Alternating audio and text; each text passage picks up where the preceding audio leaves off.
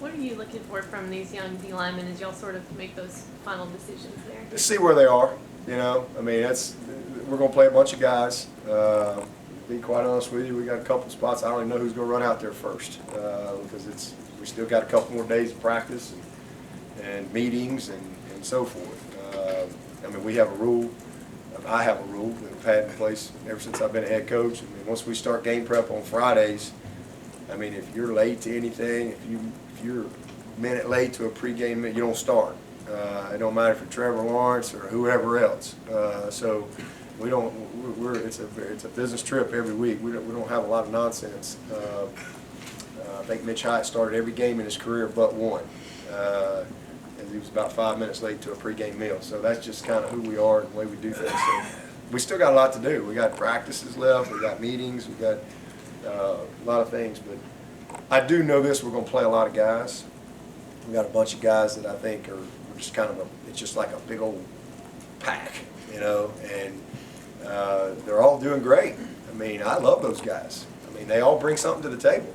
Man, I mean, Xavier Thomas, I mean, that guy's he's a special talent, but he's got to be a down out special player, not just a special talent. He's really made a ton of progress in camp. Justin Foster, he's just an old salty dog, man. He's just steady. You just count on him. He's tough. He's got, you know, that's our two most experienced guys. Logan Rudolph, oh my Lord. Nobody's game planning for Logan Rudolph. Nobody knows who he is, but you will. That guy's a football player.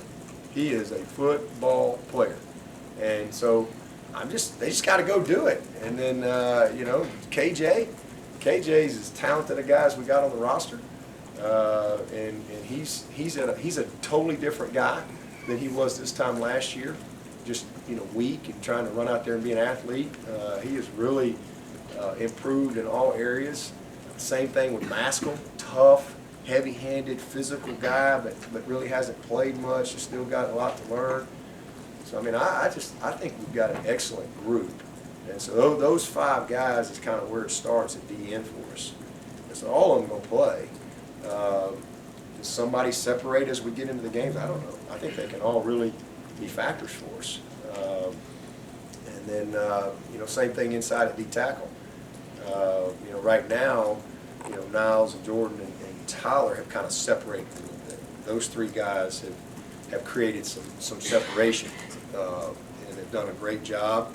Really feel good about those three, and that's pretty impressive for a guy like Tyler Davis. You know, now he's been here since January, but he's one of those guys that's just kind of gotten it, you know, and to the point that now you're kind of throwing him in there with Niles and Jordan, and all three of those guys are guys that I think are ready to go play.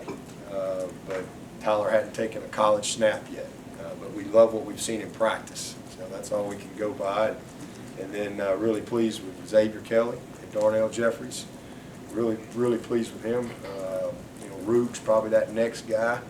So feel good about that group, but we just gotta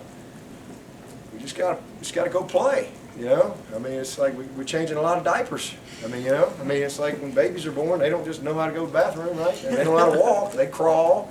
You know, we got to kind of help them along, and then we'll figure it out. Eventually, they'll be potty trained and they can walk, but some walk sooner than others, right? So I think we got a talented group, and we just got to go play and figure it out from there. Yeah, well, you talked a couple times about